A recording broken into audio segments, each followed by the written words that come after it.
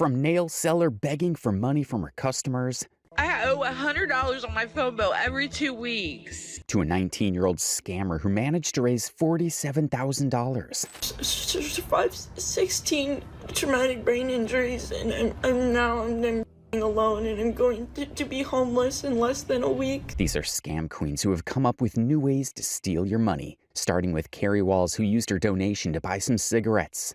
Y'all truly don't know nails if y'all think $80 is crazy for a pair of these. Of acrylic butterfly nails? That's why I wasn't friends with you anyways. I just went along with it because you was throwing me money.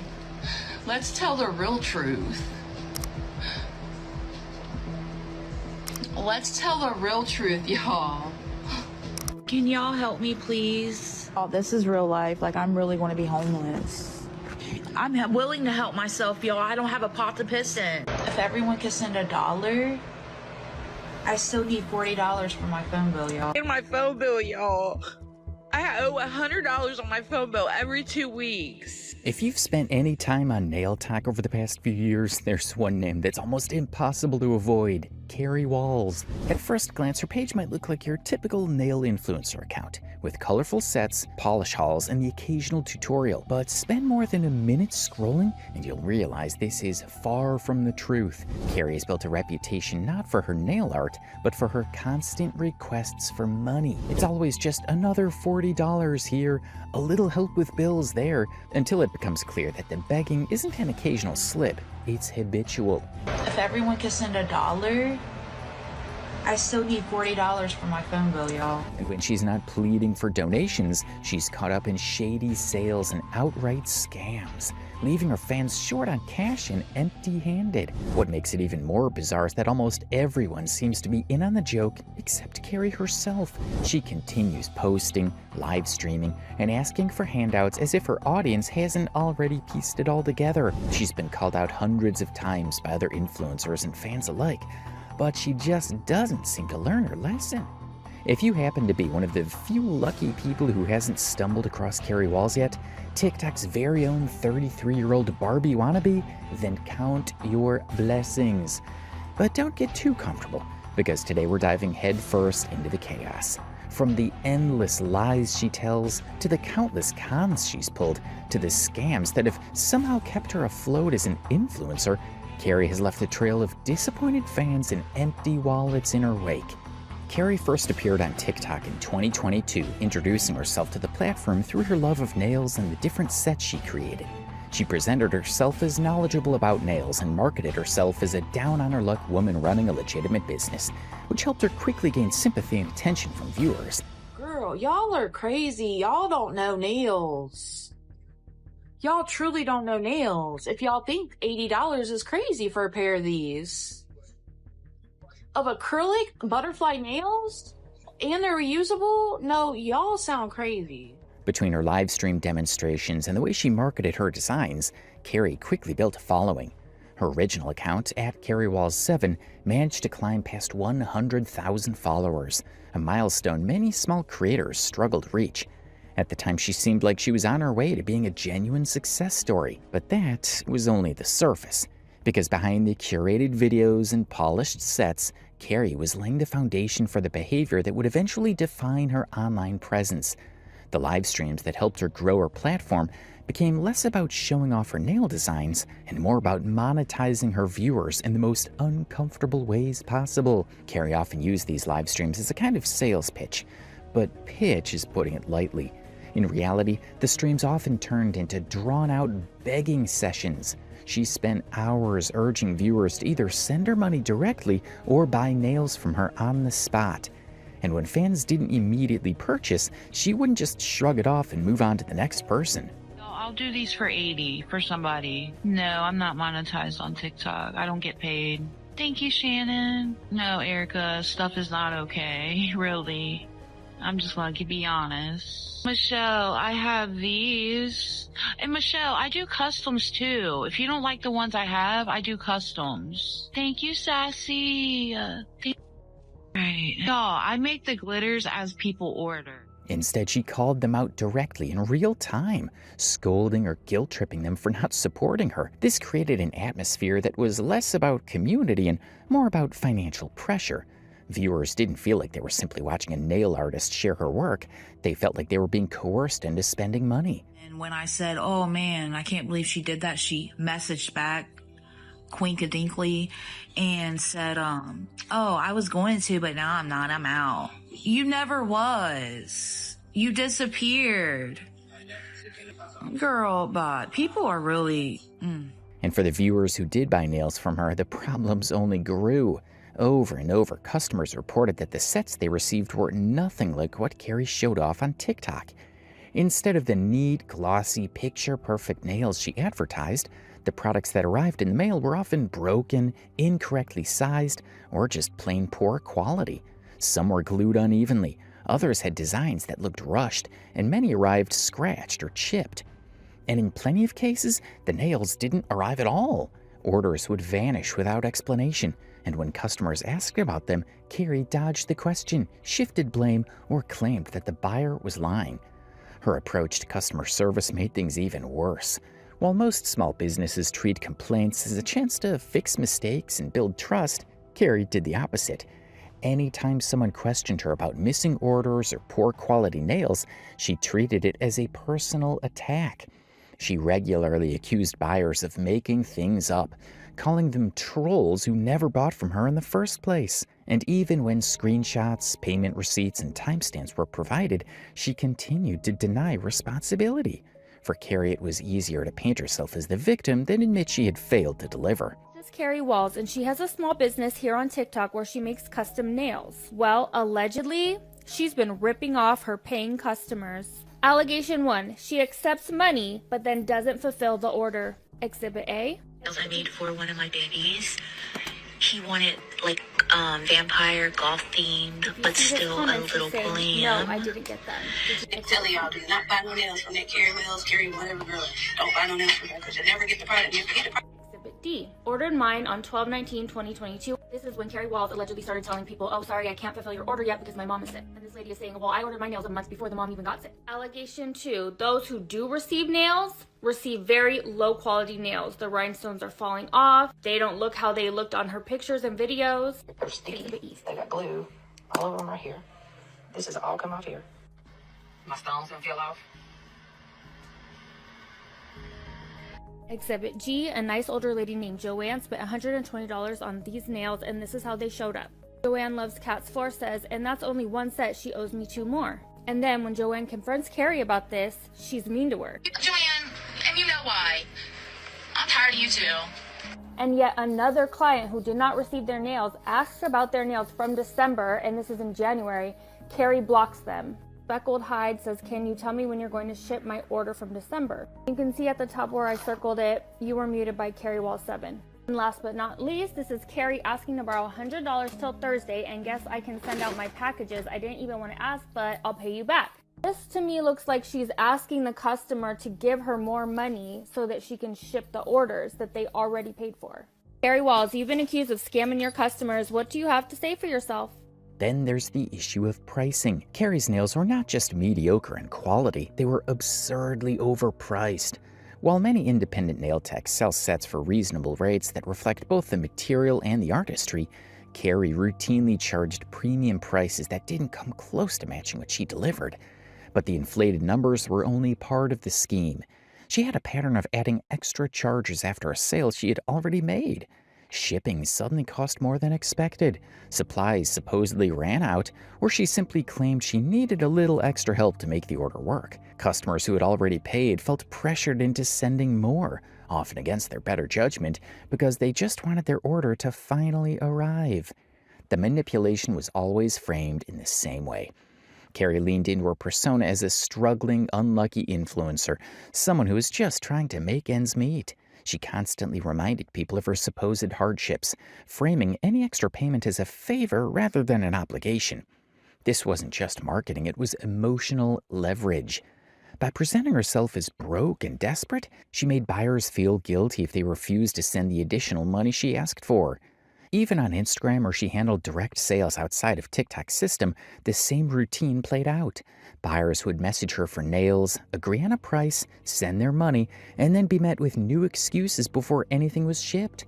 There was always another excuse. Postage costs more than she thought. Supplies ran out. She needed a little extra to make it work. And for buyers who just want the nails they already paid for, it was an exhausting cycle of being pressured to send more money with no guarantee that they'll actually get what was promised in the first place. One of the clearest examples of Carrie pushing her customers to pay more than what was agreed on actually surfaced through screenshots shared online. In this case, one of her moderators told a fan who was eager to buy a set of nails that there were two options. One set for $60 or a buy one get one deal for $130. The customer had already purchased the $60 set before, so she sent the payment and then followed up to ask for details about her order. That's when Carrie suddenly changed the rules. She told the buyer that the $60 option had already expired because it was supposedly reserved for just one girl who had already claimed it. The customer pointed out that Carrie herself had said earlier that no one had purchased the nails yet, which made the entire excuse sound suspicious. Carrie's response to that was that she had only said no one bought them yet because the other girl was going to pay, and therefore in her mind it did not count as sold. The customer then politely asked for a refund of the $60 she had already spent, explaining that she simply did not have $130 to spare. However, instead of returning the money, Carrie tried to play nice. She told the buyer she would still send her the nails, but only if she added another $20. And to make it sound like a favor, she sugarcoated the demand with pet names and flattery.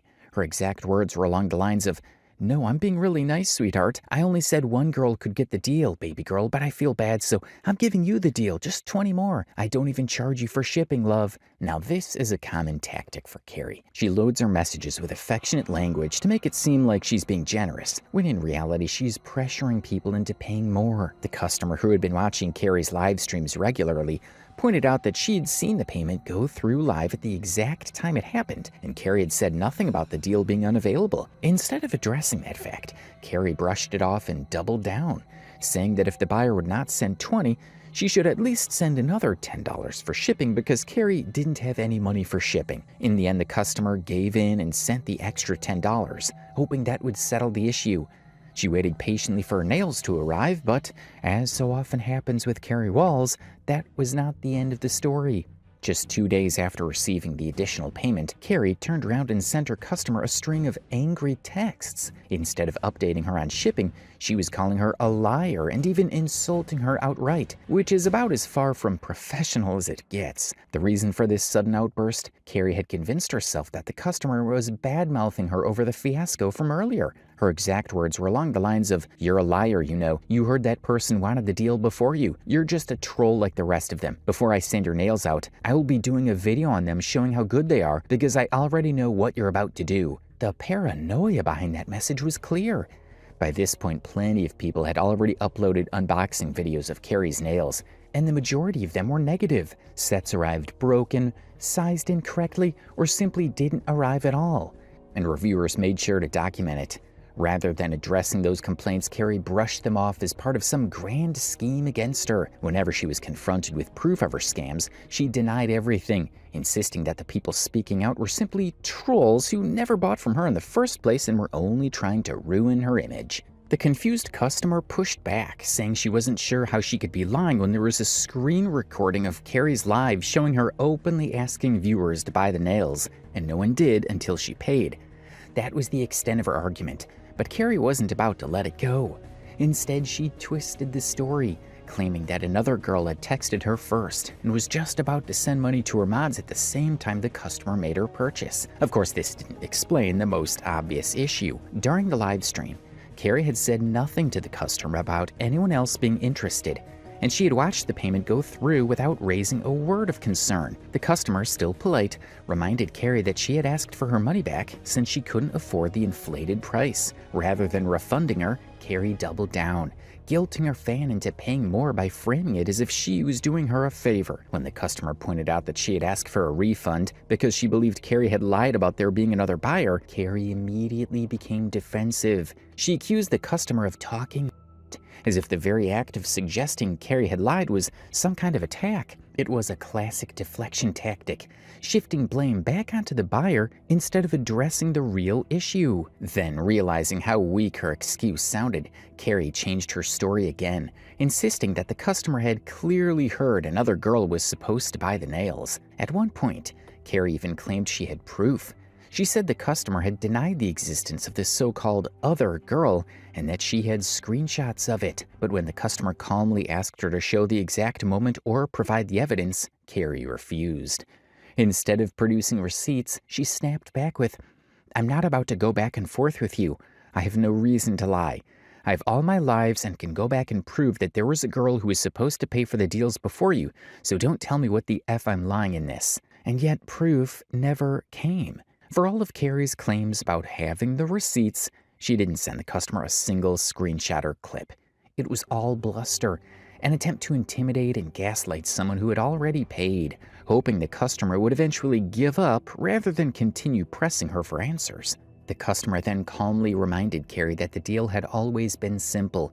Whoever paid first would get the nails. She had paid first, and by that standard alone, she should have received them regardless of whether there was another girl in the picture or not. At that point, she was not even concerned about the extra $10 Carrie had squeezed out of her. She just wanted the nails she had already paid for. But instead of resolving the issue, Carrie doubled down. She kept attacking the customer and dragging the situation into more unnecessary drama, using leaps in logic that made no sense. At one moment, she argued that since the other girl had called it before the customer, she technically deserved the deal. But in the very next breath, Carrie used the fact that the customer had actually paid first as the reason she was being nice and giving her the set in the first place. It was a tangled mess of excuses, contradictions, and outright lies. This kind of circular reasoning is a hallmark of habitual liars and scammers. Rather than admit fault or take accountability, Carrie twisted the narrative until it no longer made sense, hoping to confuse the buyer or wear her down enough to just let it go. What should have been a straightforward sale turned into yet another example of Carrie creating chaos and mistrust, all while refusing to take responsibility for her own actions. Eventually, the customer grew tired of Carrie's endless excuses and contradictions and asked once again for a refund. This time, Carrie didn't even bother pretending to be nice. She exposed her true colors by flat out refusing, bluntly telling the customer that she doesn't do refunds. That was the end of the discussion for her. Now, whether or not this particular customer ever actually received the nails remains unclear. But what is crystal clear is the unprofessional and hostile way Carrie treated the people who supported her. Instead of valuing her buyers, she dismissed them, manipulated them, and then shut them down entirely when they dared to ask for something as basic as their money back. And this is where the larger picture comes into focus. Carrie's behavior is not about one bad order or a misunderstanding. It's a deliberate pattern. Lure fans in with a promise, guilt them into paying, twist this story when things go wrong, and finally shut them down when they push back. Her refusal to give refunds is not just laziness or bad business practice, it's part of the scam itself. By making it clear that once she has the money, there's no chance of getting it back, she conditions her followers into silence and discourages them from questioning her in the future. And like we said, this wasn't the only time something like this happened. Carrie wasn't just manipulative with her fans, she treated the people closest to her the exact same way, even those she called her friends. One of the clearest examples of this was her relationship with a woman named Candy, who also happened to be one of her moderators. Over the course of their friendship, Carrie repeatedly leaned on Candy for money. What started out as small $50 loans eventually snowballed into an astonishing amount, all while Carrie continued to promise repayment that almost never came. Aside from a single payment of about $22, it appears she never truly made good on her word. Carrie used every trick in the book to squeeze more out of Candy. She didn't approach her as a friend, she treated her like a lifeline, or more accurately, a cash cow. Whenever she needed money, she would guilt trip her, framing the situation as though Candy was the only person in the world she could rely on. In one text exchange, Carrie told her that she was stuck and hyperventilating, stressing that Candy was all she had. When Candy asked her what exactly she needed, Carrie immediately jumped to money, this time $80 for food, with yet another promise to pay her back by Friday. But when Candy hesitated, telling her she might not be able to send the cash, Carrie ramped up the pressure. She didn't just ask again, she leaned hard into manipulation, repeating that Candy was all she had, trying to make her feel responsible for Carrie's well-being. And when words weren't enough, she escalated. If Candy didn't respond quickly enough, Carrie would spam call her until she answered, telling her she was having panic attacks and that she needed help immediately. What makes this so revealing is the way it mirrors Carrie's behavior with her fans. Whether it's a stranger in her live streams or someone she calls a friend, she uses the same set of tactics: emotional manipulation, guilt-tripping, fake urgency, and empty promises of repayment. She thrives on creating a sense of crisis by making it seem as if someone doesn't give her money right now, she might fall apart completely. But once the money's in her pocket, the promises fade away and the cycle starts again. Whenever Candy tried to step back or distance herself, Carrie would immediately ramp up the pressure. If Candy didn't respond, Carrie would blow up her phone with repeated calls until she finally answered. Every call and text came with the same goal: getting more money. What's striking in these exchanges is that Carrie was almost self-aware about what she was doing. She knew she already owed Candy money, and she seemed to understand that Candy was hesitant to respond because of it. But instead of respecting that boundary, she kept increasing the pressure, while at the same time lowering the amount she claimed to need. At first, it was $80 for food. Then when Candy did text back, she would reduce the request to $75, anything to get at least something out of her. This exact tactic mirrored what she had done with paying customers, where she would start with a large demand and then graciously lower the price, making it seem like she was doing them a favor. On days when Carrie hadn't sold any nails, she would hit Candy up like it was a regular occurrence, asking for some more money.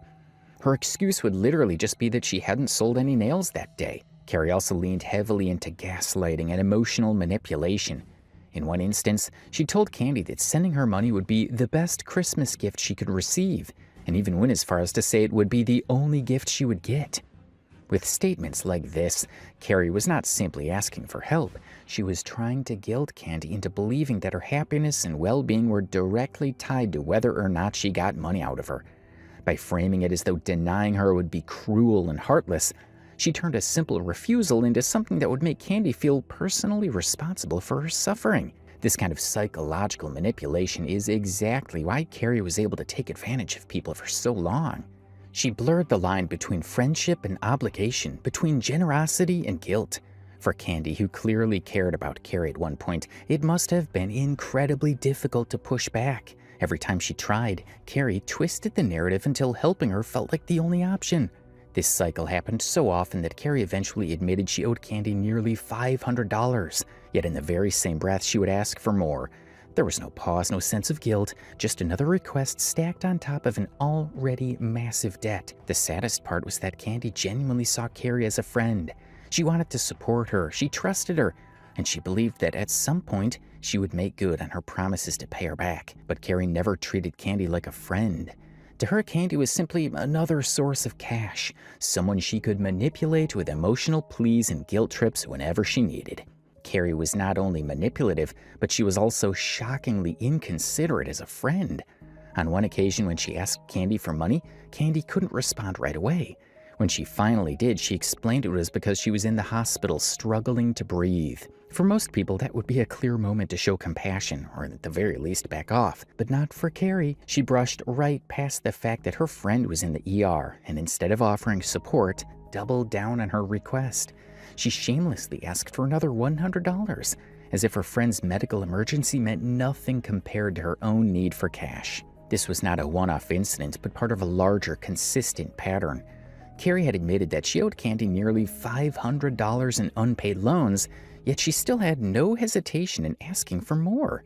She never seemed embarrassed, never seemed grateful, and never even acknowledged the stress she was putting on someone who genuinely cared about her. At some point, Carrie must have sensed that Candy and her husband were growing tired of her endless borrowing. The small loans of $40 or $50 had snowballed over time, and by Candy's own account, the total Carrie owed was now close to $1,000. Even with that staggering debt hanging over her, Carrie did not slow down. Instead, she pulled the same manipulative tactic she had used countless times before.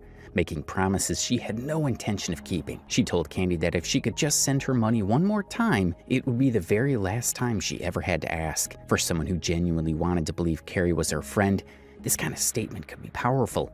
It dangled the hope that maybe this time it'd be different, that Carrie really did recognize how much she had taken and was finally ready to change. And once again, Candy gave in. She sent the money, even though Carrie had shown her repeatedly that the cycle never ends. And as expected, it didn't take long for Carrie to backtrack on her so-called promise that it would be the last time. You see, old habits die hard, and for Carrie, begging and manipulating had become second nature. Soon enough, she was back in Candy's DMs, asking for yet another loan, this time $80. But by now the pattern had become painfully clear, and Candy finally reached her breaking point. She stopped replying to the endless messages on Instagram, choosing instead to protect her peace from someone who had proven time and time again that she would never stop talking. However, losing her cash cow sent Carrie spiraling. She lashed out in a fit of anger, leaving Candy a string of nasty messages where she called her a liar, a hater, and of course, Carrie's favorite insult of all, a troll. This choice of words is almost laughable given the context. Candy calmly reminded her that trolls don't loan people over $1,000. Trolls don't get hounded with late-night calls and spam messages from someone claiming to be their friend. Trolls don't go out of their way to help someone in need, only to be left empty-handed. What Candy and her husband had been was generous, far too generous, and Carrie had taken advantage of it at every turn. Instead of showing remorse or even acknowledging the truth, Carrie tried to flip the script. She accused Candy and her husband of throwing money at her, as if their financial help had been unsolicited, as if she hadn't begged, guilt-tripped, and spam-called them relentlessly every time she wanted something. But the reality is the exact opposite. Carrie hounded Candy for every dollar, often lowering the amount she was begging for just to make it harder for Candy to say no. These weren't gifts or handouts freely offered.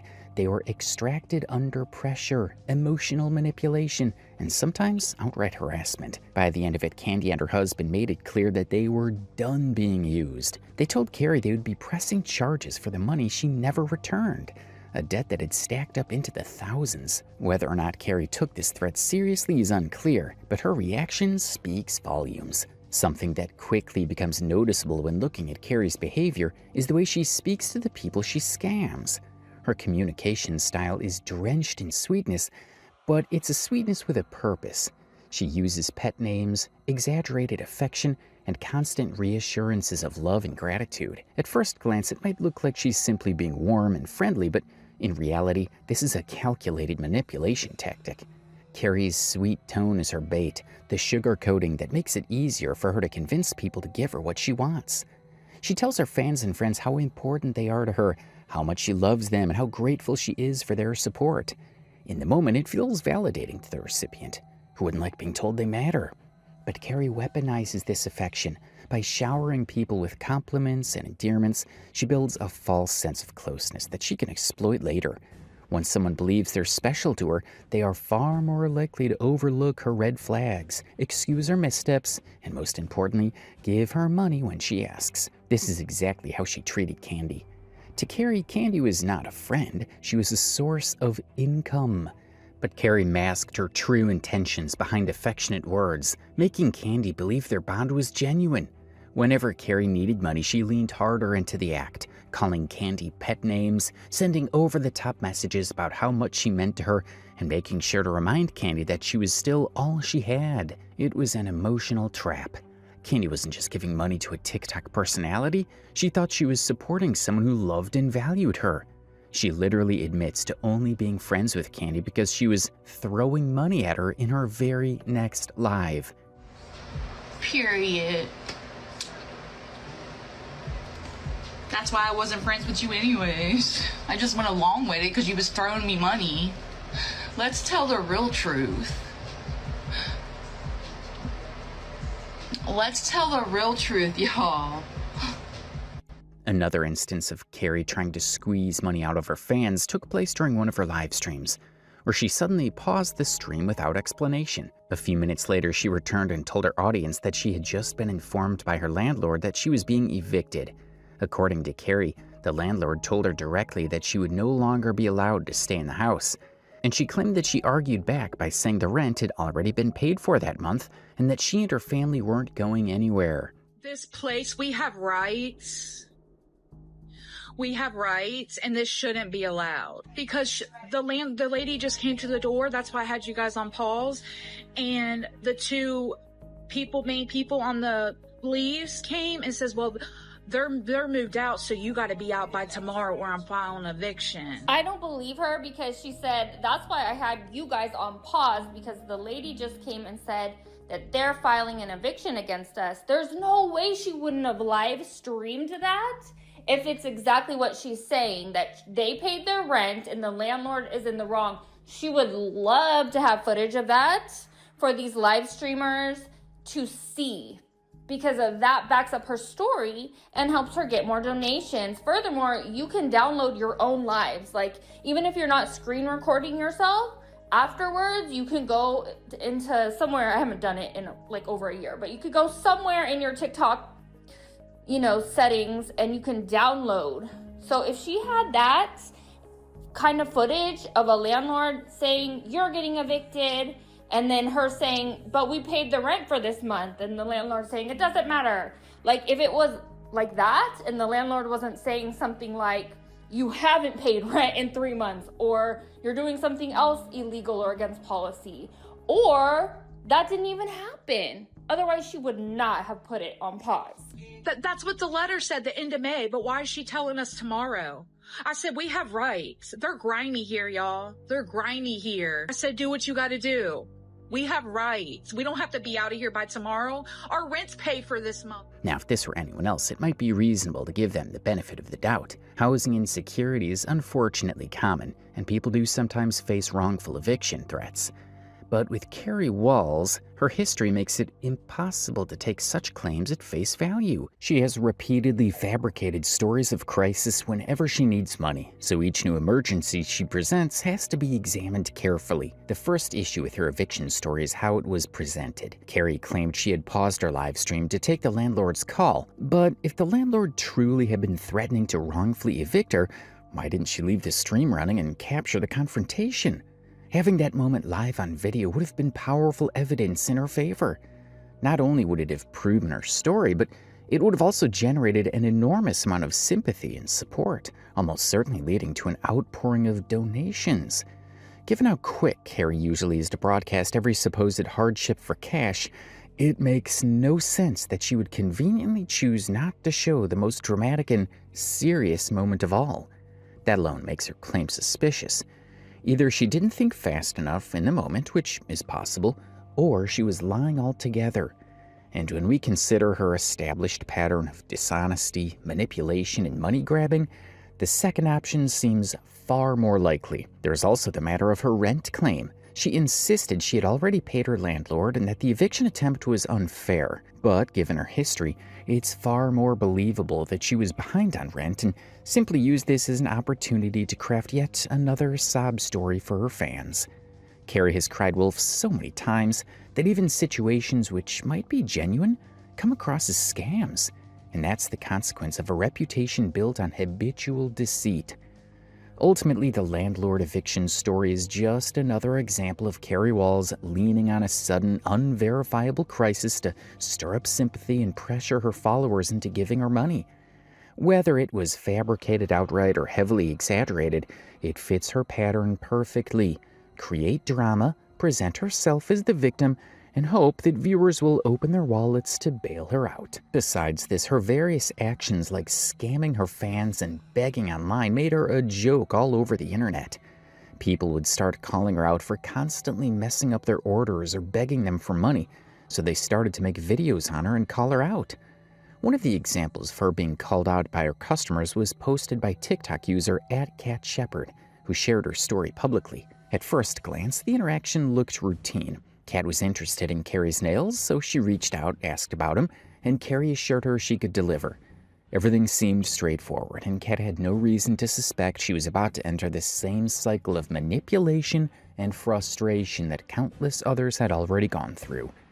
The very next day, though, Carrie revealed her true colors. Instead of following up with shipping details, she messaged Kat again, not to discuss the nails, but to ask for money. She claimed she was struggling, saying she needed cash for coffee and food. As always, Carrie tried to dress up this request in a way that made it sound less like outright begging. She offered Kat a special deal, saying that if she sent $40 right then, Carrie would include an extra set of nails on top of what she had already ordered.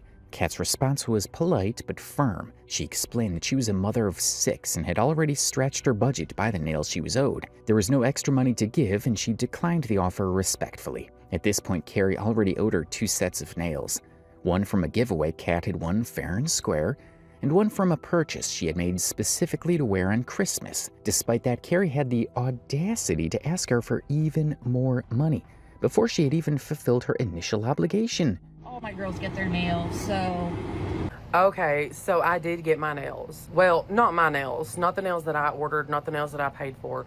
A pair that she chose because she sold the ones that I paid for out from underneath me after I had already paid for them. If you read the very first interaction that she had with me, she's trying to tell me that she hasn't even received my money yet from PayPal. She received my money the night that I paid for the nails. I paid through Venmo.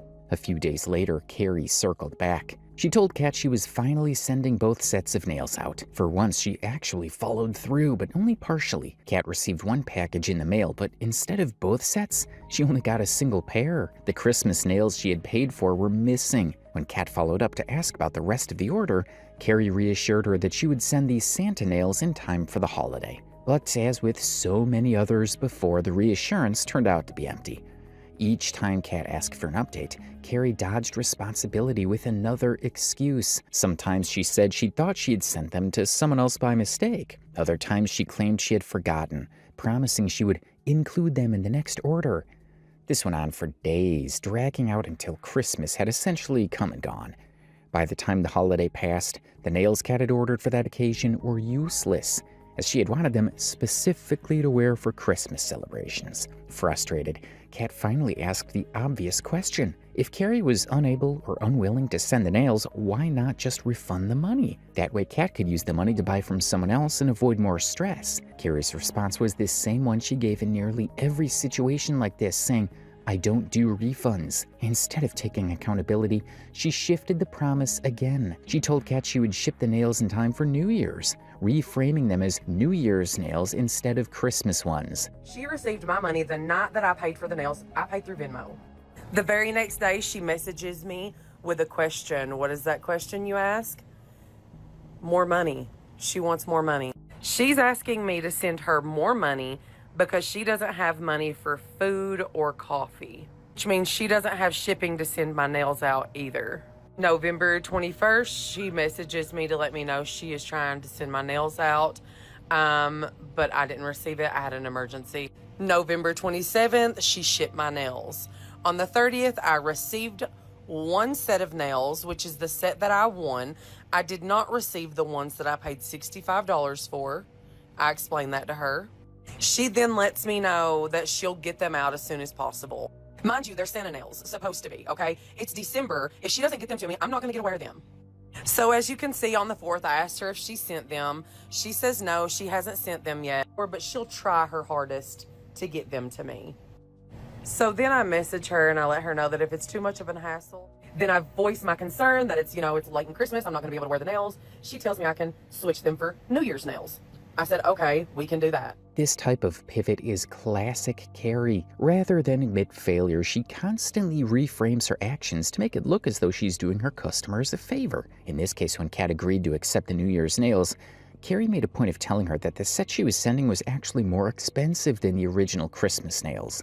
According to Carrie, she was sending them at the same price out of the goodness of her heart, as though Kat owed her gratitude. In reality, Kat was still missing what she had originally paid for, yet Carrie was trying to manipulate her into feeling indebted. However, as New Year's approached, Kat's patience wore thin. Once again, she had no nails to show for her money. Carrie tried to string her along one more time by promising not just the missing pair, but an extra set of nails as well. Unsurprisingly, this never happened. Instead, Carrie backtracked yet again, saying she no longer had the New Year's nails in stock. Her new solution was to send Kat 2 random pairs instead. This so-called compromise was nothing more than another stall tactic. And it completely ignored the fact that Kat had ordered and paid for something specific. At every stage of this ordeal, Carrie had the opportunity to do the right thing. She could have sent the nails as promised. She could have admitted she made a mistake. She could have refunded the money. Instead, she chose the same cycle of manipulation and deceit we've seen in every other case. What makes this situation especially frustrating is how it mirrors Carrie's treatment of others, like her longtime friend Candy. Just as she guilt-tripped Candy into sending her hundreds of dollars, she tried to guilt-trip Kat into believing she was being kind by offering more expensive nails for the same price. Just as she strung Candy along with promises of repayment that never came, she strung Kat along with promises of delivery that never happened. The tactics are interchangeable. Whether dealing with a fan, a customer, or a friend, Carrie relies on the same manipulative playbook. Another more recent incident took place this year with TikTok user @mommyof290, who decided to share her own experience dealing with Carrie. In her TikTok, she showed that the nails she received were once again not the nails she had ordered. This wasn't a case of nitpicking small details or being unreasonable. It was yet another instance of Carrie sending out the wrong product entirely. What stood out about this situation was how polite and reasonable the customer was in her video. Rather than attacking Carrie or immediately accusing her of scamming, she calmly explained the mistake and asked Carrie to simply send her the correct nails. In other words, she gave Carrie the opportunity to do the right thing and resolve the issue without conflict. But this moment also highlights the deeper problem with Carrie's business practices. Time and time again, customers like @mommyof290 approach her with patience, understanding, and even sympathy, only to be met with excuses, delays, or outright refusal. What could have been a simple matter of fixing a mistake and sending the correct order instead turns into yet another example of how Carrie's business is built on the wrong foundations. Hi guys, so if you know the package, then you know I got a set of nails from Carrie Walls. I will not go into the full story right now. My baby's complaining. She's hungry. But I'm not gonna go into the full story right now. I do have an unboxing, but I got the wrong nails. I contacted her and let's see if she's gonna make things right. I always believe that I always want to give people the benefit of the doubt that if they make a mistake, they'll fix it, you know? So let's see, I have an event June 5th, which is why I got the nails for. So let's see if she's gonna send them to me. I know there's like a lot going on with like eviction and stuff. So I'm really hoping I will get them before then. So yeah, I'll give you guys an update. June 5th, we'll see. Let's hope. Sooner, we'll see. But yeah, stay tuned, follow, so you don't miss this. Of course, Carrie didn't do anything to make this situation right, which is something that has sadly become expected of her. In fact, when this person tried to confront Carrie directly on one of her live streams, rather than addressing the problem like a responsible business owner, Carrie blocked her. This move is extremely telling. Instead of taking accountability, she chose the easier path of silencing her customer, cutting off communication, and acting as though the issue never happened. It's a tactic she has used repeatedly, shutting down criticism not by proving herself right, but by refusing to let anyone speak against her in the first place. But being blocked didn't discourage @mommyof290. Instead, it pushed her to share the full truth. She posted screenshots of their Instagram conversations, revealing yet another pattern of Carrie's manipulation. At first glance, the messages looked fairly normal. Like in many of her previous interactions with customers, Carrie initially put on her sweet, reassuring tone. When told that the wrong nails had been received, Carrie quickly responded that there was no need to worry and promised that the correct nails would be sent out soon. For someone unfamiliar with her behavior, this might sound reasonable, but for those who have followed her history, it was just another empty promise. And then here I'm telling her that these are not the nails that I ordered. I got LV inspired nails, but not with the Hello Kitty and all that. And they didn't fit anyway. So it says here that she will fix it, and it was the mailman's bad, and blah, blah, blah. Not the fact that she just puts nails in a freaking, like those grass. As time passed, it became clear that the nails were never going to arrive. Mommy of 290 had explained that she needed them for a specific event, stressing that time was important. Carrie, rather than honoring that, began dragging her along with excuses. The most notable excuse came when she claimed that her mother was in the ICU. Suddenly, the issue was no longer about nails or business, but about a personal tragedy that she used to shut down the conversation. And now you have this. My mom's in the hospital. I don't have a car. And excuses and excuses and excuses. And, What makes this worse is that her client responded with genuine empathy. She didn't argue or pressure Carrie further. Instead, she showed kindness and consideration, giving Carrie the benefit of the doubt and deciding to let it go. This shows just how much patience and goodwill customers often give her, despite being mistreated. But as always, that empathy was abused. The turning point came when this lady later joined one of Carrie's live streams and politely asked her again about the nails. Rather than acknowledging the previous conversations or even being honest about not fulfilling the order, Carrie flat out denied the accusations in front of her viewers. She acted as if nothing had happened, discrediting her own customer publicly. And then, in typical fashion, she shut the door completely by blocking her. So, Carrie Walls, here's my proof that I ordered nails and I paid you, and you never sent them to me on your live a couple days ago when you blocked me when I told you that I didn't get the correct nails. You were like, no, that's bullshit. There would be videos on TikTok and blah, blah, blah. There is.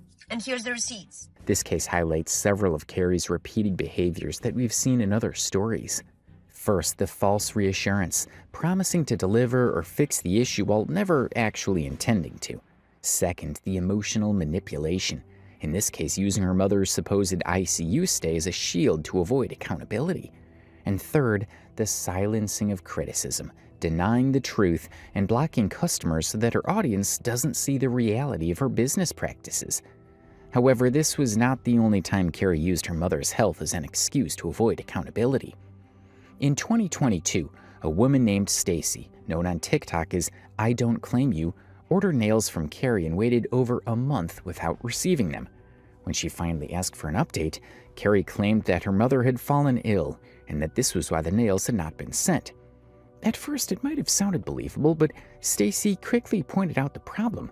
She had placed her order more than a month before Carrie's mother was ever in the hospital.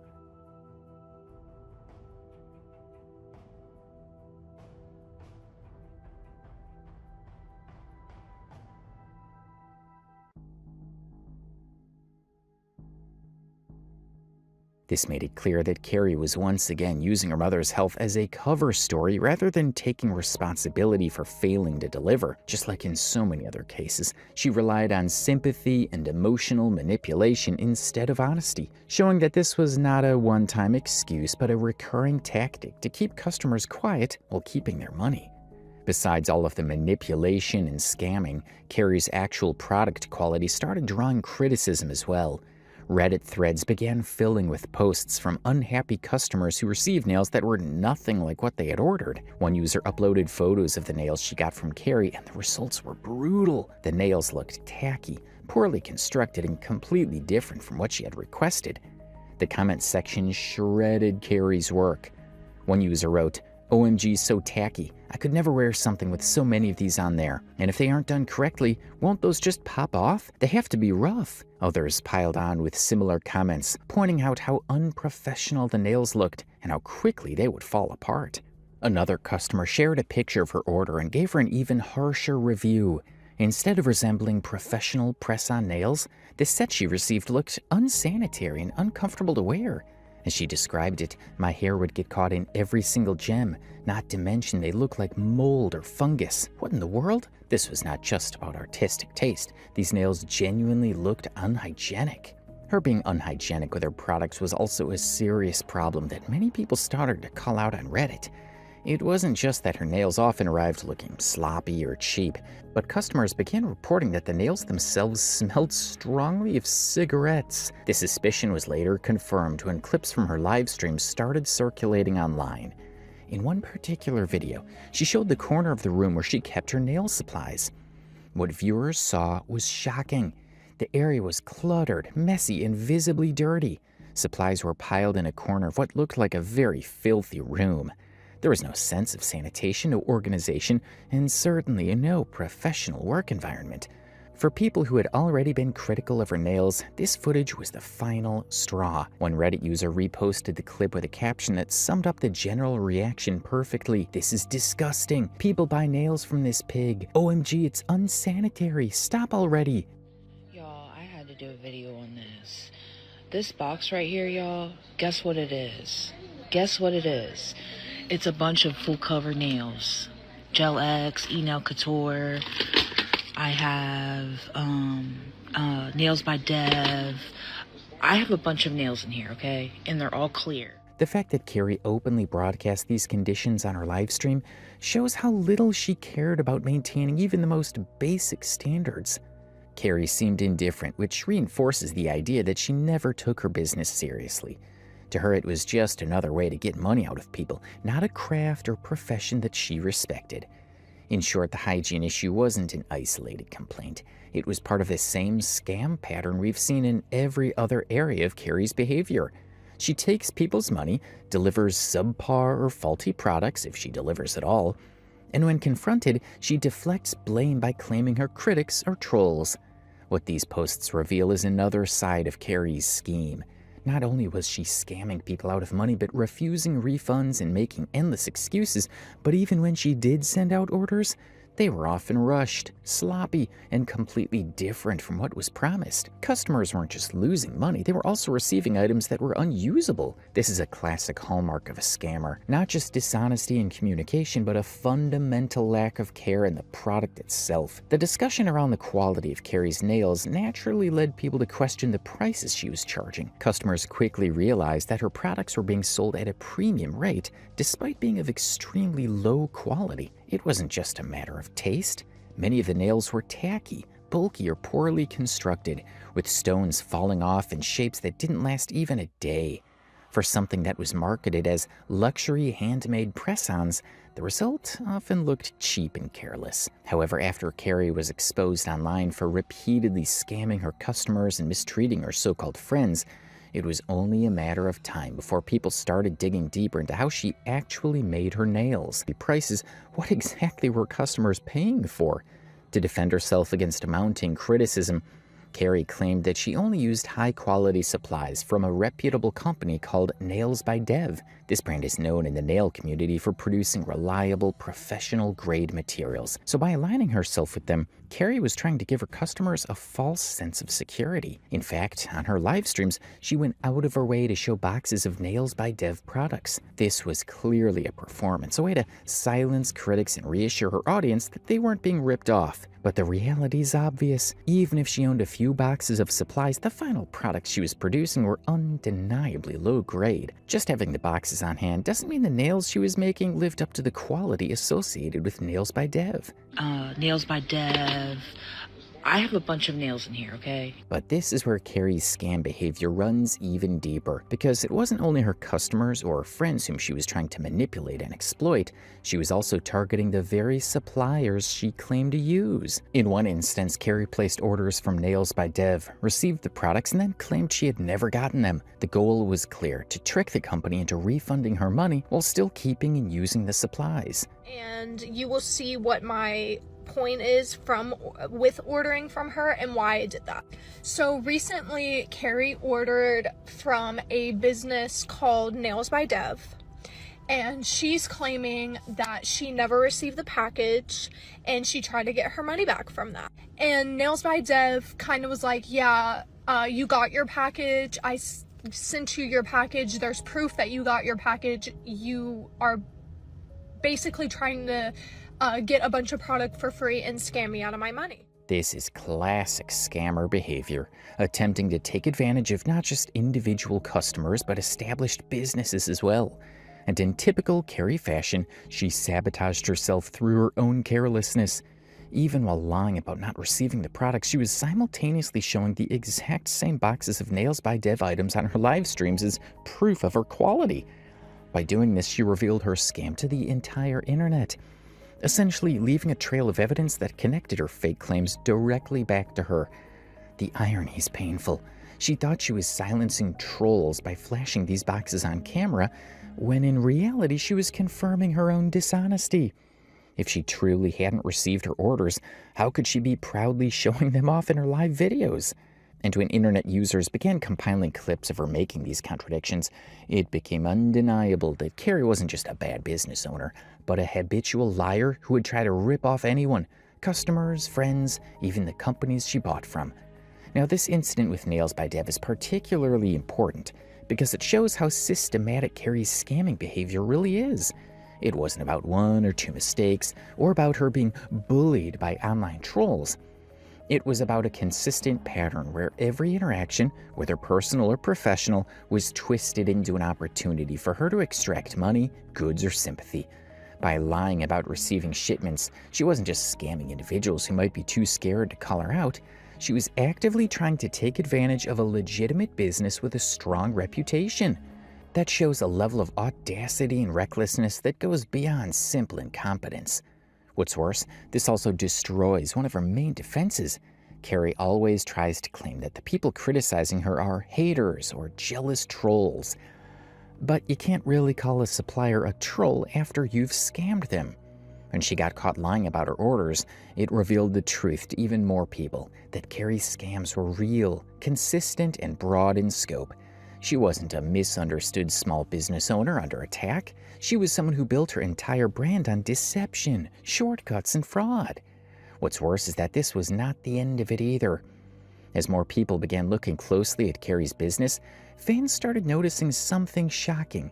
Many of the exact same styles of nails she claimed were her original creations could be found on websites like Temu for just $3 or $4. Carrie was presenting them as if they were carefully handcrafted sets, justifying her sky-high prices by claiming she put in hours of work and only used the best supplies. In reality, what she often seemed to be doing was taking these cheap, pre-made sets and throwing on a few rhinestones or glitter before sending them out.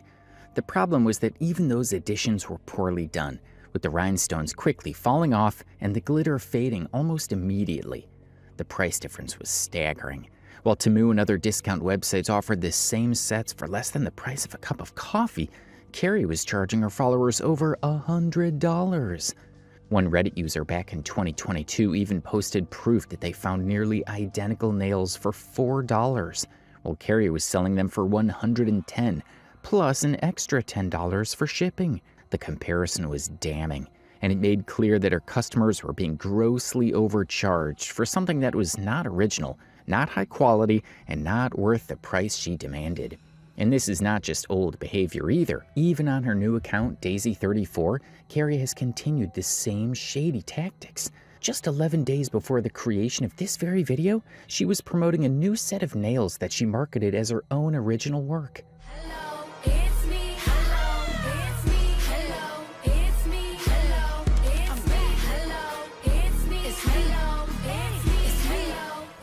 But it didn't take long for people to uncover the truth.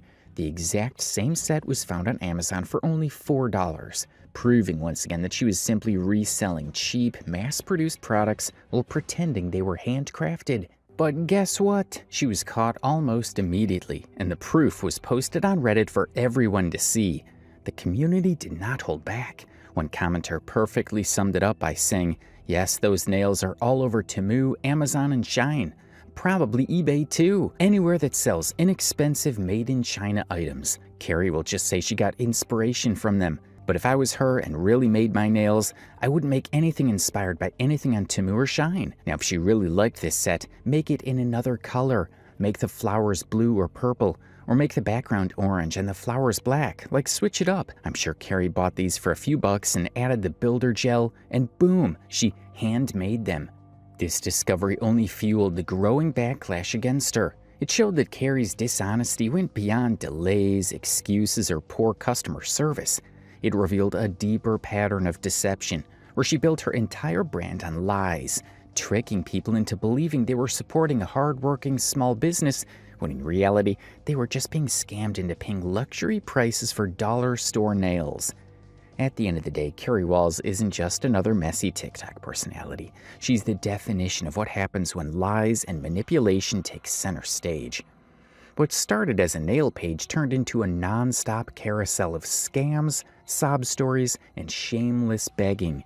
And the wildest part, Carrie still doesn't see herself as the problem. In her mind, everyone else is the liar, the troll, the hater, but the proof says otherwise. Her playbook never changed. Play the victim, guilt people into paying, drag them in circles when they ask questions, then block or insult them when they push back. Fans, friends, even businesses, nobody was off limits. Carrie wasn't running a business, she was running a cycle of exploitation. What made it even more ridiculous was how public it all was. She didn't scam in secret, she live streamed it. She begged, love-bombed, and pressured her viewers in real time, talking to them like they were her personal ATM. And when people caught on, instead of stopping, she doubled down. That's not bad business, that's predatory behavior. But here's the thing about the internet. Receipts don't disappear. For every excuse Carrie made, there was a screenshot, a video, or a thread breaking it all down. The more she denied, the more people compared notes and realized they weren't alone. The scams weren't accidents, they were a pattern. And once that pattern was exposed, the entire act collapsed. At this point, Carrie Walls isn't known for nails or content. She's known for scams, excuses, and chaos. She wanted to be TikTok famous, but she got exactly the opposite. She's infamous, and for all the wrong reasons. On this note, we'd like to end today's video. If you stayed this far, then don't forget to like the video and comment down below to let us know your thoughts on Carrie Walls. Do you think people should report her for her scams and stop buying from her altogether? It's Aurora. I'm 19. I've survived 16 traumatic brain injuries, and I'm alone, and I'm going to be homeless in less than a week. There's been a lot of times I didn't think I was gonna make it, but it has never gotten this bad before. And for past couple of weeks, every time I click this, I hear clicking. I hear clicking in my brain, and no can hear it. This is Aurora Lee, a 19-year-old TikToker who's racked up nearly 200,000 followers in less than a year. On the surface, it sounds impressive, but the truth behind her rise is far more disturbing than it is amazing. Aurora built her platform by posting about her supposed struggles, often claiming extreme, life-threatening injuries, including the outrageous claim that she's suffered 16 traumatic brain injuries. This chick is hella hot, but I know this chick crazy. Legend in the making. For the rest of your life, I'll be there. I'll be stuck in your head like the roots of your hair. Is hiding in those. For context, even NFL players who literally smash their heads for a living average fewer TBIs across an entire career, somewhere around 13. So the idea of a teenager casually claiming 16 should set off alarm bells immediately. And it gets even more ridiculous. A single concussion is already considered a mild traumatic brain injury. If Aurora's claims were true, she'd be in a wheelchair or dealing with severe daily complications. But instead, she's out here filming herself hanging from ceilings, headbutting snowbanks, climbing walls, and skateboarding like nothing's wrong. She's the girl that talks others out of suicide, but had a hard time doing the same for herself. She truthfully assures everyone how beautiful, wonderful, and precious they all are, because she doesn't want them to feel the same way she does.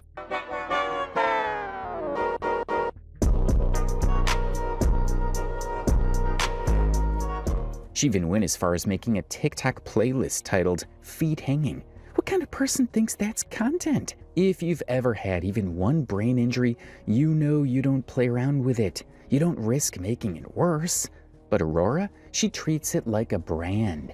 And when people call her out, her answer is always the same tired scamfluencer response. You don't know my struggle. Legend in the making. For the rest of your life, I'll be there. I'll be stuck in your head like the roots of your hair. Is hiding in those weak and drunken thoughts. There's a kiss that goes and make them bright as hot. But believe it or not, the fake brain injury saga isn't even the worst part. Aurora's rabbit hole goes way deeper and far darker, because soon she started a GoFundMe, claiming she needed emergency brain surgery. And that would be harmless if it were true, but it wasn't. Not only was she lying, she didn't even bother to make the lie believable. In the US, under the EMT-ALA, the Emergency Medical Treatment and Labor Act, you can't be denied emergency care, including brain surgery, just because you can't pay up front. Her story falls apart the second you check the facts. But people still believed her, because when Aurora cries on camera and puts on her sympathy act, this is what she says. My name is Aurora. I'm 19. I've survived 16 traumatic brain injuries, and I'm now alone, and I'm going to be homeless in less than a week. There's been a lot of times I didn't think I was gonna make it, but it has never gotten this bad. I'm facing extreme symptoms. I'm currently moving out of my apartment. And somehow that performance was enough to convince thousands of people to donate. She managed to pull in over $47,000 from her GoFundMe alone. Ridiculous? Oh yeah, absolutely. But this is only the tip of the Aurora iceberg. Because from here, it gets worse. Much, much worse. Born in 2005, Aurora Lee's a 19-year-old TikToker who first started making TikToks in 2023. And most of her content was pretty harmless. Skateboarding, casual clips, normal teenager stuff. But every now and then you'd stumble across a video so off-putting you couldn't help but think, what exactly is she trying to sell here? Just stay away, motherfucker! It's just one of those days! It's all about the he said, she said bullshit. You ready? It seems like everybody's got a price. I wonder how they sleep at night. When the sale comes first and the truth comes second, just stop for a minute and smile. Why is everybody so serious? Acting so damn mysterious. That's when Aurora began shifting her entire brand into trauma. At first, it was about SA, claiming she'd been assaulted at the age of 10 and 11. And again, there's nothing inherently wrong with sharing your story. The problem was that Aurora didn't just share, she milked it, post after post, the same narrative, like she was building a following not on content, but on pity points. Marceline, is it just you and me in the wreckage of the world? Then she made the leap to brain injuries, and that's where the whole act crumbled. Aurora claimed she had been waiting years for a diagnosis, only to then say doctors eventually told her the case was too complex to solve.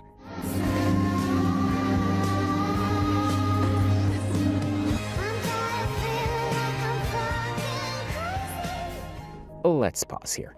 This isn't happening in some rural backwater town with no specialists.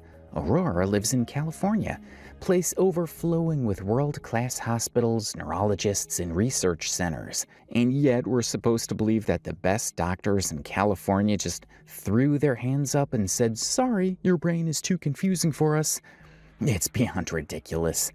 As if that wasn't ridiculous enough, Aurora decided to up the ante and dropped her most outrageous claim yet, saying she had 10 brain injuries. 10!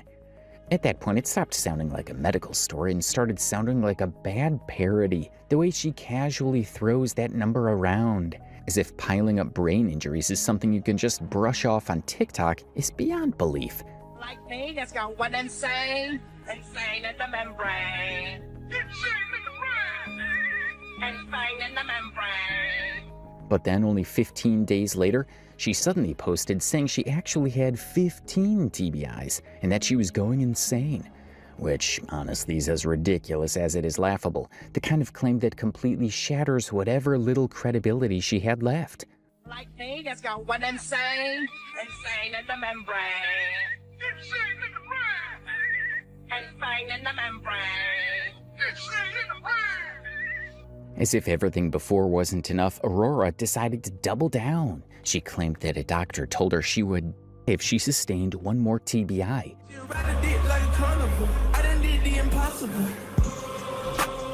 Pretty dramatic, right? But did the TBIs stop there? Of course not. In October 2024, she went on TikTok saying she had suffered 3 more concussions in a single month. My name is Aurora. I am 19.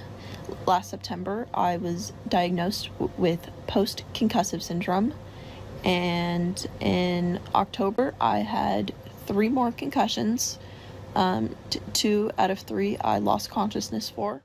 And if that wasn't absurd enough, she later declared that her total number of TBIs had climbed up all the way to 16. 16! At that point, there really aren't words left to describe how ridiculous it is. According to her own story, this should have been a situation where her life was hanging by a thread. And yet, there she was, posting videos back to back as if nothing happened.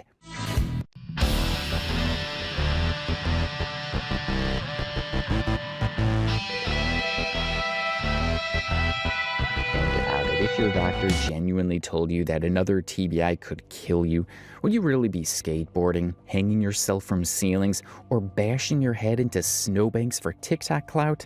No, you'd be in a hospital, or at the very least under serious medical supervision. But Aurora was too busy filming new content to make her story remotely believable, another glaring hole in her narrative. Ain't it fun?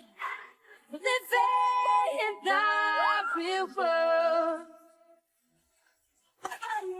Ain't it good? Gotta make a big impression. Gotta like what you do. It gets worse. At one point, Aurora casually mentioned she had experienced another TBI just a couple of days ago. Yet instead of being in recovery, she was online commenting on TikTok posts. That alone should tell you how fake the act is. Nobody shrugs off a traumatic brain injury like they stubbed their toe. But the most insulting, flat-out, stupid claim came when Aurora posted that her doctor told her brain was dead. Yeah, you heard that right. Brain dead. For anyone who doesn't know, being brain dead isn't just a medical condition, it's literally the legal definition of death. If you're brain dead, you're gone. No recovery, no TikToks, no comment sections. Yet, somehow, Aurora wanted people to believe she was brain dead while still uploading videos. And when people called her out, she backtracked with the excuse that she didn't know and was just repeating what her doctor supposedly told her. That's an outright lie, because no doctor in the world would look at a fully functioning, walking, talking human being and declare them brain dead. By this point, it's obvious what Aurora was doing. She wasn't documenting a struggle, she was mining sympathy. And worst of all, it worked. Her followers ate it up, believing every wild story she told, and that's when she launched her Gofundme account. Suddenly everything made sense. All the over-the-top claims, all the impossible numbers, all the sympathy bait. It was all about money, pure calculated manipulation. And to funnel even more money into her GoFundMe, Aurora kept doubling down with claims that somehow managed to get more absurd each time. At one point, she said her very first TBI happened when she was just 7 weeks old. 7 weeks. A newborn. Imagine how ridiculous that sounds, claiming life-threatening head trauma before you were even 2 months old, and then turning around years later to use it as part of your grift. My first traumatic brain injury happened when I was 7 weeks old. I obviously don't remember this. I was an infant at the time, so I'm just telling you this based off of what my parents have told me. Brains will change from hand grenades. You live and understand. And the most baffling part, people still believed her. They still sent her money. Even though the story had already fallen apart, she kept baiting for sympathy. But here's where things backfired. Her own brother stepped in on Reddit and exposed her lies, saying she's just straight lying. She hasn't had 16 TBIs, and it's funny because me and my brother both have had more head trauma than her growing up, and we are completely functional. That was the first real crack from the inside. And when people in her comment section started questioning her after seeing that, Aurora came back with the most disgusting claim yet. She said, "Most of my family is also brain damaged, and they weren't properly educated on how it can affect someone. I think my mom feels partially responsible, and my brothers who have had repeated brain injuries don't understand why my brain damage looks different." Think about that. She basically threw her entire family under the bus, calling them all brain damaged just because they didn't validate her fake brain damage. It's manipulation at its worst. And somehow, even with all this, Aurora's grift worked.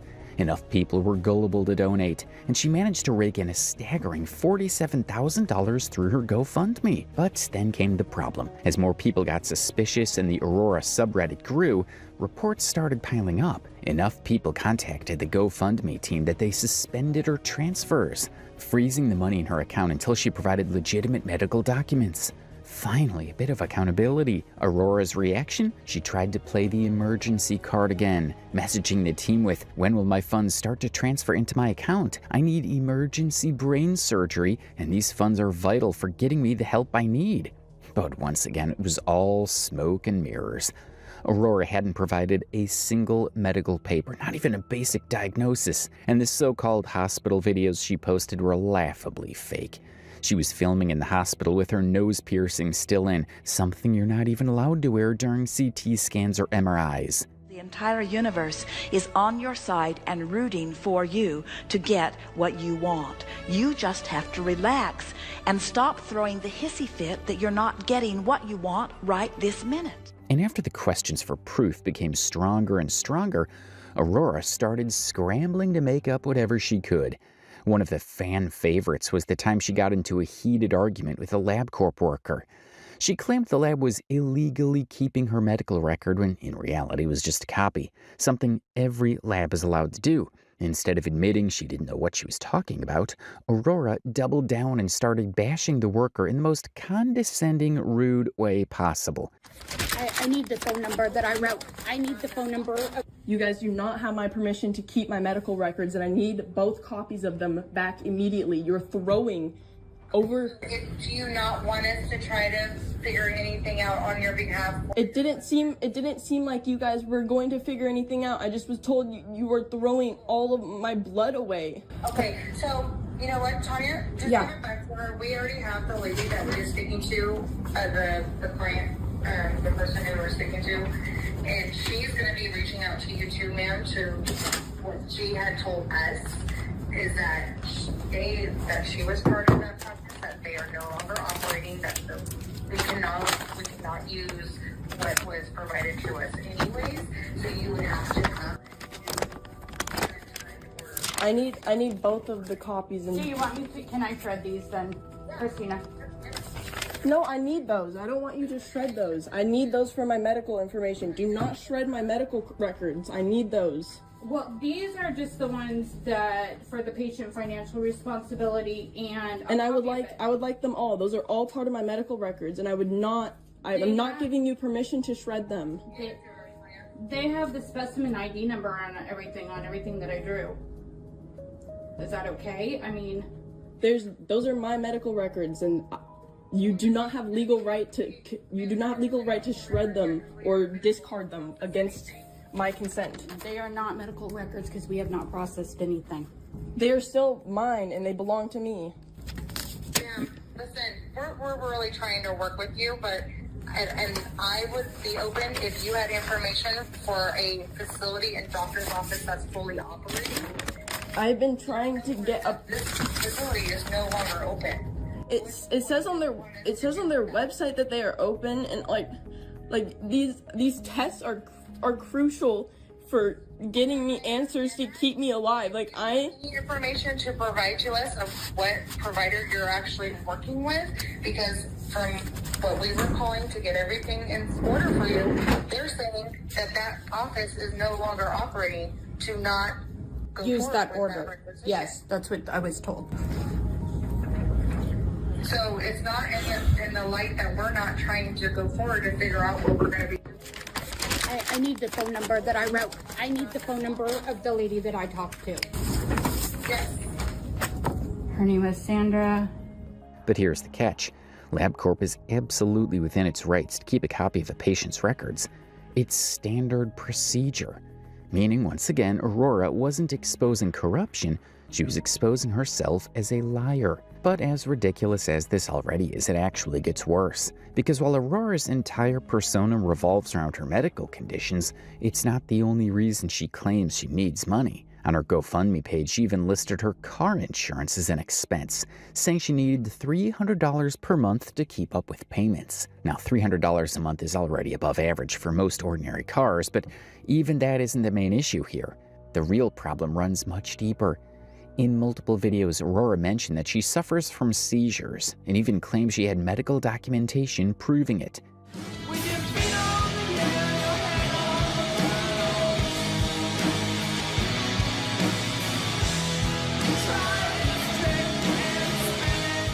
And here's the catch. If that were true, her driver's license would have been revoked for at least 6 months under California law. That's standard procedure. No state is letting someone who suffers from seizures get behind the wheel. But Aurora, her license was never revoked. She was still driving around without any issue, which makes it clear either she was lying about having seizures in the first place, or she was lying about paying that $300 in car insurance. Either way, her story doesn't hold up. And she didn't stop here. Aurora also claimed she needed money to move to the LA Bay Area because she supposedly required high-standard medical care from specialists. On the surface, that sounds harmless enough. But in reality, it's laughable. She already lived in California, a state packed with world-class hospitals and specialists. Moving to the Bay Area wouldn't magically get her better doctors. What it would get her is a skyrocketing cost of living. And for someone who claims to be drowning in health problems, choosing one of the most expensive places in the country to live makes zero sense. But here's where it gets even more shameless. Aurora claimed she had $30,000 in medical debt, a huge number designed to get people's sympathy. Yet, according to people close to her, it was all a lie. Her real debt was closer to $3,000. The rest was just exaggeration, padding the numbers to squeeze more money out of her followers. Genuinely wish I was lying. So I spent a few hours creating you guys a visual representation of my 1-year survival and recovery budget so I can show you exactly where every penny of your money is going. All this right here is the bare minimum I need to survive long enough to get life-saving brain treatment.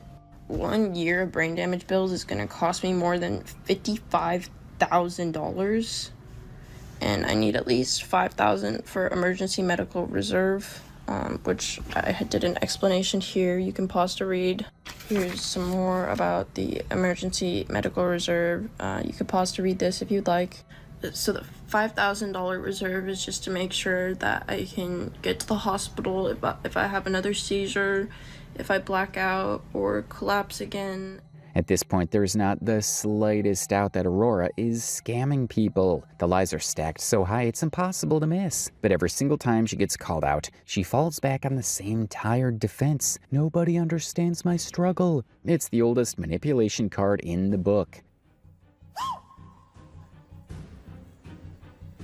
I'm telling you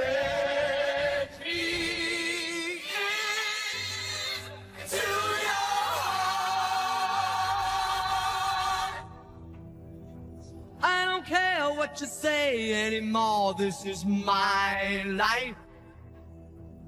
But the most manipulative one by far came when a TikToker with over 160,000 followers exposed her scams. Instead of addressing the lies, Aurora fired back with this. You're a 40-plus-year-old mom using a teenager with diagnosed brain damage for clout. That's the lesson your kids are learning. I hope you find the kind of healing that makes you proud of your own example. Now let's break that down. First, notice how she dodges every accusation. Instead of proving she isn't lying, she instantly shifts to attacking the other person's age, their kids, their life, anything but the actual point. That's classic deflection. Second, she's still trying to weaponize her fake brain damage as a shield. As if being a teenager magically gives her immunity from criticism, even while she's pocketing tens of thousands of dollars under false pretenses. And honestly, the audacity here is wild. Imagine grifting people out of $47,000 and then trying to lecture a mother about being a role model. It's manipulative, it's smug, and it perfectly sums up how Aurora operates. Whenever cornered, she doesn't defend herself. She flips the script and tries to guilt-trip the person calling her out. And this still wasn't even the end. Because once Aurora's lies started crumbling publicly, people close to her began coming forward on Reddit. And what they shared painted an even darker picture. Multiple posts exposed just how manipulative she is behind the scenes. One person even dropped screenshots of their DMs with her, where Aurora was clearly sympathy baiting, pushing this narrative that she was about to be homeless and didn't want to live anymore. But instead of taking accountability or seeking actual help, she twisted it in a way that made it seem like other people should carry the burden of her choices, as if it was their responsibility to fix her life. And that's the story of Aurora Lee, a TikToker who built a following not off of talent, not off of authenticity, but off the most shameless grift imaginable. From fake medical claims to sympathy baiting her own family to inventing debts and conditions, every move was calculated to milk pity and money from anyone who would listen. In the end, Aurora isn't a tragic story of a girl battling trauma. She's a scammer, manipulative, exploitative, and perfectly willing to exploit the kindness of strangers for cash. And the worst part? She almost got away with it. What if we told you the $200 macro course you just bought from a popular TikTok influencer might be based on a lie? I could have kept this a secret. I could have gone on and on for years and not told, and I don't want to do that. I don't want to be that person. I don't want to be that influencer. I haven't done a shred class since last year because I just didn't feel right about doing it.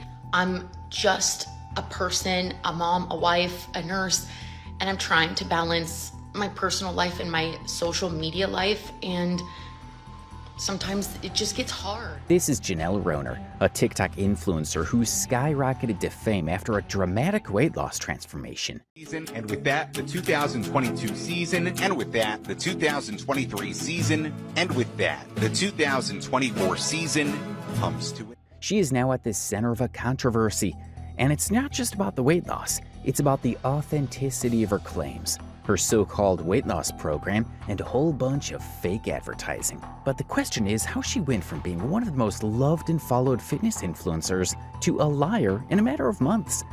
From what we've gathered so far, she's been dodging one question for a long time, whether she was on any weight loss medication or not. And when she finally revealed the truth, people started questioning everything about her brand and her weight loss journey. So here goes. Yes, over the last year, I have decided to make some new choices in my health.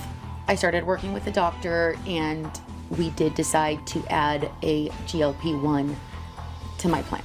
Turned out she's been taking medication as a tool to help her weight loss journey, which is not really bad if it sails her boat, but the issue here is that she's been lying to her audience and potentially scamming them with a pricey macro course while having no credentials to sell it in the first place. In today's video, we're going to talk about another one of TikTok's fitness scammers and the reality of unethical practices in the fitness industry. But most importantly, we're going to talk about why what Janelle did was wrong. So buckle in and stay with us till the end to know the whole tea. For those of you who don't already know her, Janelle Rohner is a nurse, a TikTok content creator, a mom, and someone who's made a brand around eating healthy and macro counting. With thousands of followers hanging on to her every post, she decided to launch a paid macro course, costing $200, supposedly to help others replicate her transformation. She started her TikTok account around 2020, and since then, she's had a massive transformation. For the record, here's a side-by-side comparison of what she looked like before versus what she looks like right now. It's evident that she looks nothing like what she did when she first started her TikTok. This was the major reason why people wanted to see her. But more than that, people trusted her. They watched her transformation unfold in real time, right there in their TikTok feed day by day. And they didn't just admire her results, they wanted to look like her. What made Janelle Rohner stand out wasn't just the weight loss, it was who she was during the journey. A mom, a busy woman juggling real-life responsibilities. She wasn't some distant fitness guru, she was relatable, she was one of them. Other women, especially moms, saw themselves in her. They saw someone who looked after her kids, ran errands, worked a job, and somehow still made time for herself. And that's why people gravitated toward her content. Because it wasn't just about macros or workouts, it was about resilience, about showing up, even when life is chaotic. That's the kind of creators we need more of. Someone who doesn't sugarcoat reality or pretend life is a flawless Instagram reel. Janelle talked openly about burn-off, falling off track, getting overwhelmed, all the messy, very human stuff we all go through. And for a while, that honesty made her feel real. It made her feel trustworthy. And for the record, can we normalize this little part of our bellies and celebrate it and embrace it, because this grew 2 kids, and that's amazing. Let's pack lunch for my kindergartner. Turkey and cheese roll-up, some vegan cheddar puffs, and some goldfish, strawberries, and some fruit snacks. When she first started posting content, she made content around eating healthy and healthy lifestyle. Most of her videos were dietary tips and easy meal prep videos like this. Delicious crock-pot chili. Let me show you how to make it. Start by browning some ground turkey. Saute your veggies. Frugal Friday, Thanksgiving edition. If you're on a budget this year and you're stressed out, I got you. She also has a series on her page counting macros, which she's also turned into an online course. She gained around 5 million followers on TikTok and became the internet's favorite fitness influencer. A protein breakfast option that's not eggs or yogurt or cottage cheese. I make these little like turkey cream cheese toasts, I guess, sandwich, I don't know. It's 16 grams of protein for both. Not the highest protein content, but better than nothing. But here's the thing. What she didn't say publicly or in the course itself is that she might be using GLP-1 weight loss medications. And it's not like people haven't been speculating on it. In fact, some of the comments under her old videos suggest that people have been wondering this for a long time, with some believing that she would have told her audience if she had been taking something, and others highlighting that she looks a lot like she's on Ozempic or GLP. She posted this one video on her Instagram sharing a recipe for an acai bowl, and the comments literally fired her for using GLP-1. We're gonna start to read some of these comments for you. Don't forget a drizzle of GLP-1. It enhances the taste of the lies and peanut butter. Easy to lose weight if you're taking a GLP-1. None of these recipes mean anything now. After this, make sure to take Ozempic. However, there have also been comments supporting her. For instance, this one user wrote, "Crazy how every time someone loses weight, people assume it's Ozempic. She's been posting her food for years." While others wrote, "I am sure she'd tell if she's on Ozempic, at least I hope so. Janelle's been working hard for years. Discipline pays off." It's very clear from these comments that people have been accusing her of using weight loss medications like Ozempic, Wegovy, or Mounjaro for a long time. Now, for those of you who don't know what they are, here's a little science lesson for you. Weight loss medications like Ozempic belong to a class of drugs called GLP-1 receptor agonists, which were originally developed to treat type 2 diabetes. These medications work by mimicking a hormone called glucagon-like peptide 1, GLP-1, that regulates blood sugar and appetite. They help people feel full longer, slow down digestion, and reduce food cravings, all of which contribute to reduced calorie intake and sustainable weight loss over time. Wegovy, for instance, is a higher dose version of a semaglutide, the active ingredient in Ozempic, specifically approved for chronic weight management. However, these medications have also sparked a huge debate on the internet. On one side, you've got doctors, influencers, and everyday users hailing them as miracle drugs. Finally, something that works. While on the other, critics warn we're diving headfirst into a pharmaceutical shortcut culture. The studies that I'm aware of show that many people, maybe a majority of people, actually regain the weight when they stop taking these drugs. With the added, negative piece that while half the weight they lose while they're on the drugs is lean mass, when they regain the weight, it's all fat mass. So you actually end up at a worse body composition than you started at in some cases. Yeah. So is it possible to develop GLP-1 agonists that you can stop taking and the weight stays off? Again, I'm kind of skeptical given that the way the drugs work and that they're inducing a caloric restriction phenotype by attenuating appetite. Unless that appetite attenuation is maintained after you stop taking the drug, I don't really see how that's going to work to keep the weight off. This poses a serious question. Are we hacking biology or just slapping a medical band-aid on a deeper problem? And let's not ignore the fine print, because like any so-called miracle, there's a price. Users have reported a slew of side effects ranging from nausea, vomiting, diarrhea, and constipation to more serious concerns like pancreatitis, gallbladder issues, and even thoughts of self-harm in rare cases. There is also growing concern about what happens when you stop taking them. Many users regain the weight quickly, sparking fears of dependency. Some argue that society's obsession with thinness is pushing people to medicate instead of heal, while others say, if it works and your doctor approves it, why not?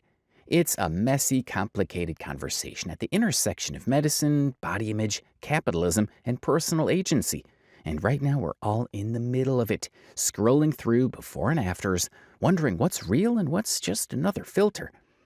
However, at the same time, there's no shortage of myths floating around the internet about GLP-1 medications. And according to a lot of professionals, a lot of them are just plain wrong. Before we go any further into this topic, we'd like to clarify that we are in no way or form fully qualified to talk about this topic. Everything that we've mentioned so far about this drug are things that are being said on the internet by other healthcare specialists or critics. For example, this doctor, who talked about myths surrounding the medication and why they're invalid.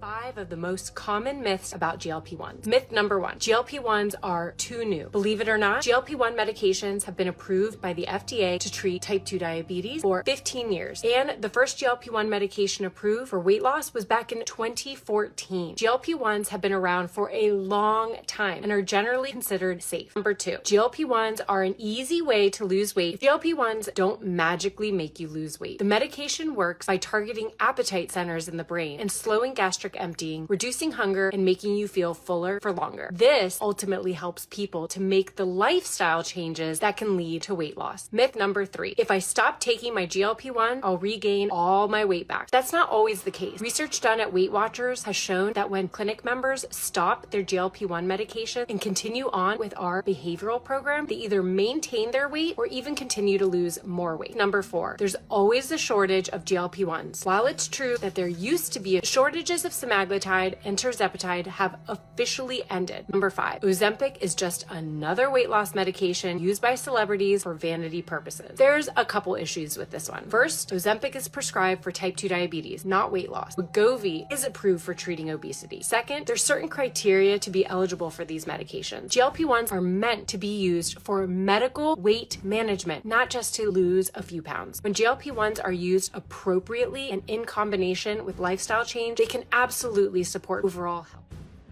One of the most common misconceptions is that these drugs are cheat codes for lazy people who don't want to diet or exercise. In reality, medications like Ozempic and Wegovy are designed to support people who are making lifestyle changes but need additional help due to medical conditions like obesity or insulin resistance. Another myth is that once you start taking them, you're on them for life, which isn't necessarily true. While long-term use is often recommended for sustained results, many patients successfully taper off under medical supervision. Then there's the fear-mongering claim that GLP-1s are dangerous or experimental, despite being FDA approved and backed by years of clinical research. Sure, they come with side effects, what medication doesn't, but the risks are generally low when prescribed responsibly. At the end of the day, these aren't magic injections, and they're not shortcuts either. They're medical tools, not miracle cures, and like any tool, they work best when used correctly and transparently. We'd also like to clarify that this video is not targeted towards people who are taking these medications. In our opinion, if it works for you and you're taking it following a doctor's advice, there's nothing wrong with it. People are entitled to their bodies and what they want to do with them in order to look their best. No, this video isn't about the fact that she's been on the medication. It's about her lying about it and hiding it from the people. And we're going to get into all of this very shortly. But before we dive deeper into the controversy, let's talk about some of the other reasons Janelle Rohner became a bit of a running joke online. Back in her keto era, she developed what can only be described as a borderline romantic obsession with one very specific meal, the infamous bell pepper sandwich. What are you? An idiot sandwich. Idiot sandwich what? An idiot sandwich, Chef Ramsay. You know the one, bell pepper halves stuffed with cream cheese, deli meat, sometimes tuna if she was feeling wild. She ate it everywhere, in her car, at work, during lunch breaks, in videos and stories, probably even in her dreams. We mean, you get the idea. It became her entire personality for a while, and the internet took notice. Memes were made, comments were dropped. People joked that if they saw one more crunchy bell pepper being chewed on camera, they were going to lose it. Okay, bell pepper burgers are bussin'. Janelle! Janelle, eat some bread. Eat some goddamn bread, Janelle. Just put the bell pepper down. I'm sorry if you're celiac, but like, there is gluten-free options for you. And please, I beg of you. Please, Janelle, it is not bussin'. But in fairness, part of her appeal was that she was consistent, relatable, and always on the grind. even if it was a grind that crunched loudly with every bite. Anyways, we'd now like to come to the juiciest part of the video. How did this whole controversy blow up? And why do people hate her so much now? Is it really because she's been on GLP, or because of something else entirely? As we've mentioned, Janelle was being accused and asked about weight loss medications for a long time. However, every time she was asked this question, she would conveniently ignore it. She never really denied that she wasn't on GLP or Ozempic. But then she decided to open up about it, and the way she did it was also pretty sketchy, to be honest. She posted a video on her TikTok in April. It was captioned, "Let's talk about it." I know that sharing this might open me up to judgment, but hiding it would mean losing something important, my truth, and I owe it to you all to be honest. Let's just say this video was the beginning of it all. In this TikTok, she replied to a comment someone made in her account. It said, "Are you on Ozempic or Mounjaro?" Okay, so I have seen this question all over my page, on all of my videos over the last couple of months, and let's talk about it. I recorded a whole YouTube because it is just way too long to talk about here. If you're interested, you could watch it over on my YouTube. However, to everyone's disappointment, and honestly was kind of annoying, Janelle didn't give a straight answer. It was a simple question. Are you on Ozempic, Janelle? Yes or no? That's it. But instead of just answering directly, she dragged it out and redirected viewers to a YouTube video she made about the topic. And sure, she claimed it needed a longer explanation, but let's be real, TikTok does allow for long-form videos now. So why avoid the platform where the question was actually being asked? Why take it off TikTok completely? Well, we can't say for sure, but a lot of people, including us, think the answer is pretty obvious. Damage control. Janelle likely knew that if she admitted it on TikTok, where she has over 5 million followers and where people can be brutally honest, the backlash would have been immediate. Instead, she pointed to her much smaller YouTube channel, probably hoping fewer eyes would see it. The plan might have been to quietly explain things without setting off alarm bells. But, spoiler alert, people did go watch it, and they weren't impressed. The comments were filled with frustration because no matter how she tried to frame it, it still felt like a dodge. It wasn't transparency, it was the strategy, and people saw right through it. This is the YouTube video she posted on her channel. It was titled, "Let's Talk. Therapy, GLP-1, and the Truth About My Recent Weight Loss." Honestly, she's not entirely wrong. There's nothing shameful about using a weight loss tool, especially one that's working under medical supervision. People shouldn't be made to feel guilty for taking control of their health. But the issue here isn't the use of the medication, it's the lack of transparency. Janelle claims she only recently started using these medications, and that most of her progress came from showing up and doing the work she documents on social media. But when you conveniently leave out such a major part of your weight loss journey, especially while selling a $200 macro course and positioning yourself as a weight loss guide, it starts to cross into scammy territory. People followed her for motivation. They trusted her. Some even spent their hard-earned money trying to replicate her results. So when the truth finally came out, it didn't feel empowering.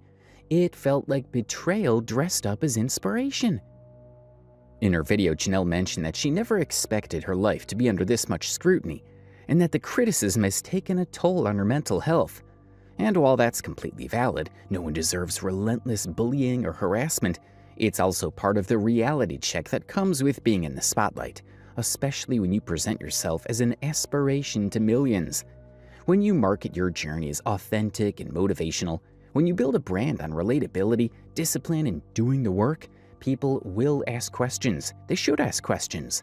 That scrutiny isn't always hate. Sometimes it's accountability. Because when money is involved and when real people are following your lead, transparency isn't just a bonus, it's a responsibility. You don't get to influence lives and sell advice without expecting people to hold you to the standard you set for yourself. And let's take a moment to talk about the mental health aspect. Yes, Janelle, it's okay to ask for help, to look after yourself. But you know what's not okay? Not being honest with your audience at the right time. don't get us wrong, it's genuinely brave when influencers open up about how hard it is to be constantly watched, judged, and picked apart online. That kind of pressure can be overwhelming, and it's important to acknowledge that. But at the same time, a lot of people couldn't help but feel a little manipulated. The way Janelle framed this situation made it seem like the backlash was just online hate, when in reality, people were reacting to a very specific form of dishonesty. It felt like she was using the mental health card to deflect from the real issue, that she misled people, that she built trust by showing her diet and workouts, while very strategically omitting the part where she was also using a powerful weight loss medication. And when you're selling a lifestyle and a course based on that journey, it becomes more than just a personal choice. It becomes deception. As expected, people were really mad at this. If you go look at this video for on YouTube, you will find tons of comments just pointing out this factor that she completely missed in her explanation. One user wrote, "Girl, bye. If you're in the fat loss world and taking a GLP-1, you must disclose it. There's nothing wrong with taking one, but not disclosing it while selling fat loss courses is slimy as hell." Another comment read, "The issue isn't about using GLP-1 or seeking help from a doctor for your mental health. No one is upset about that, so please don't use that as a cover. The real problem is charging people for a weight loss program while hiding the true reason behind your own weight loss, something you don't even seem to believe in yourself, which is why you turn to medication. You're taking people's money, misleading them, and not being honest with yourself either. That's the issue. No one has a problem with others using the medication because they're not selling a false narrative." And honestly, we couldn't agree more with this comment. Another pretty spot-on comment we found was this one. "I struggle to share this because I might come across fraudulent." Honestly, it would have been so much easier if she had just come online and said, "Hey, since you guys have been a part of my journey for so long, I owe it to you guys to inform you that I've been considering making these changes and taking these medications." Now that would have been full transparency. If she had just been honest from the start, people wouldn't feel so betrayed. Because at least then they'd be making an informed choice.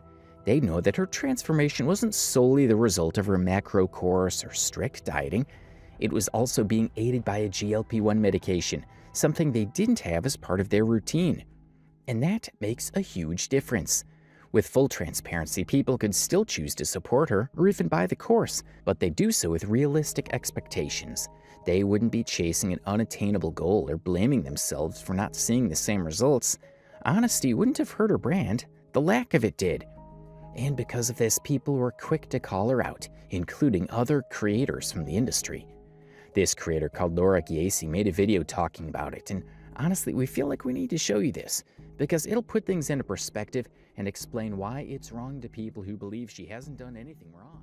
In case you missed it, influencer Janelle Rohner revealed on her YouTube channel that she's been taking a GLP-1. Janelle calls herself a health and wellness blogger, but she really focuses on weight loss. And Janelle has amassed millions of followers. And in and amongst all this, Janelle has a course. She sells Macros 101 course. And this course costs $200. However, Janelle then announces that she's been taking a GLP-1. If that's what you want to do with your body, if it works for you and your lifestyle, your socioeconomic status, go for it. And if you do feel like shaming people about making that choice to go on a GLP-1, that's you aligning yourself to Jillian Michaels, and that's not cute.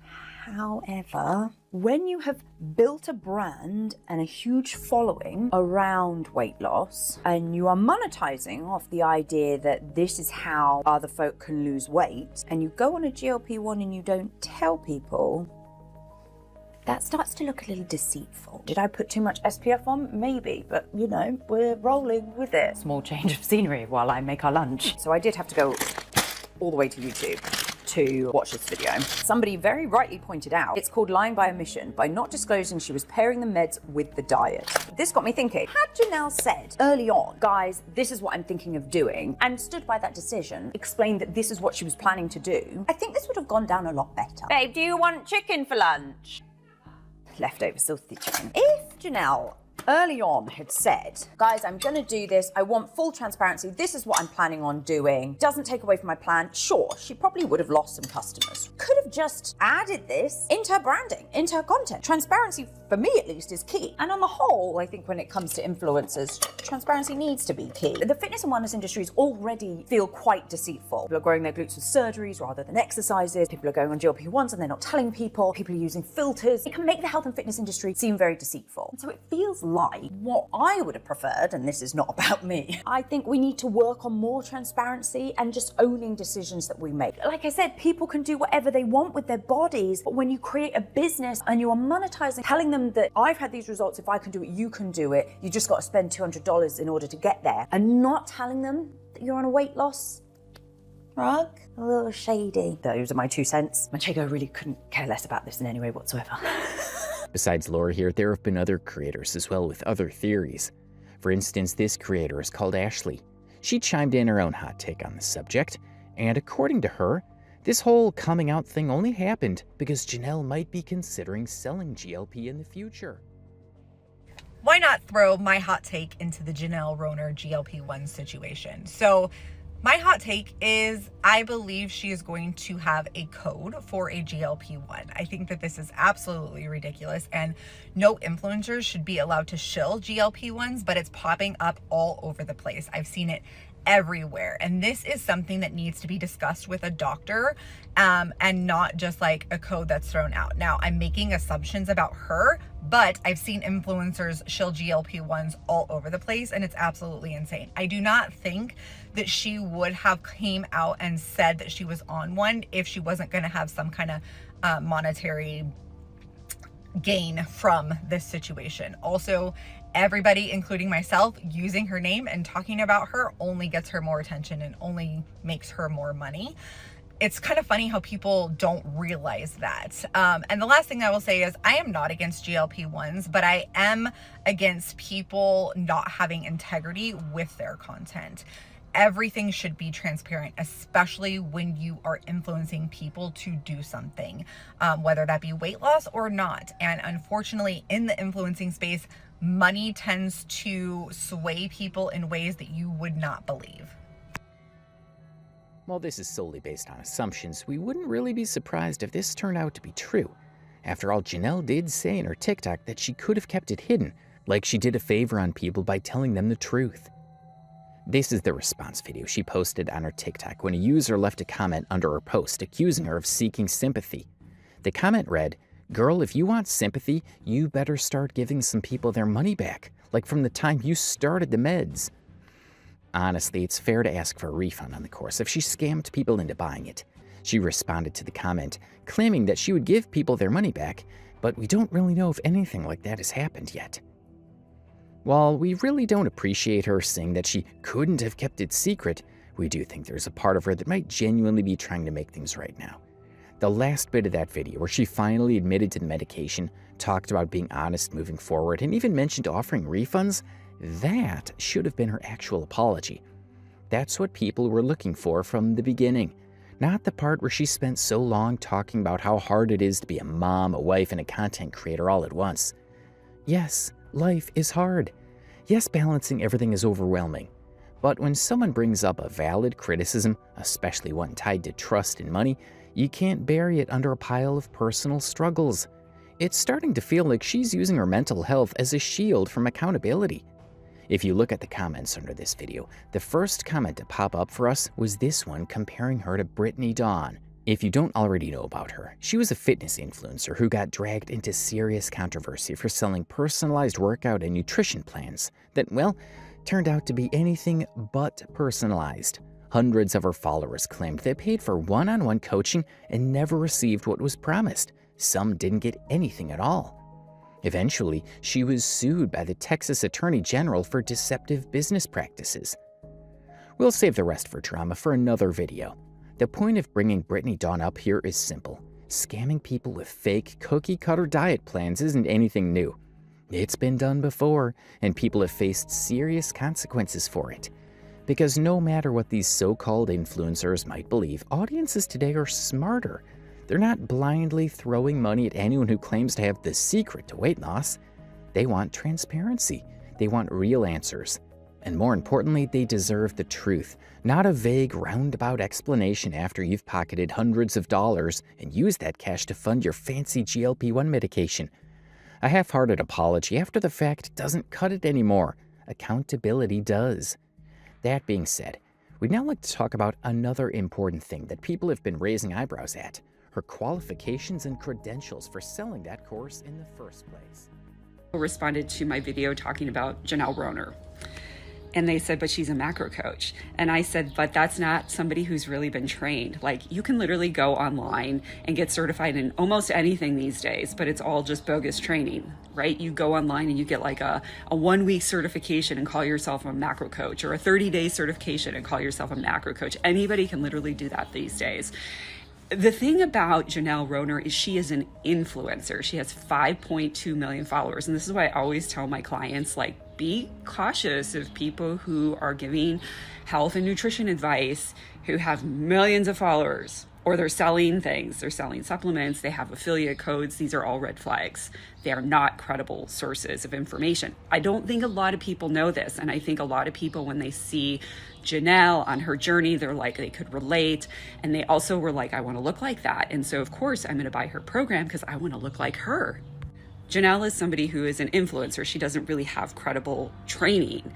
And when I started my website at the end of 2012, it's been that long, I was really just starting it to share like my 80-pound weight loss journey and share my recipes, because literally so many people were asking me for recipes and how did you do this? And I was like, I'm just going to put it on a website so everybody can go there.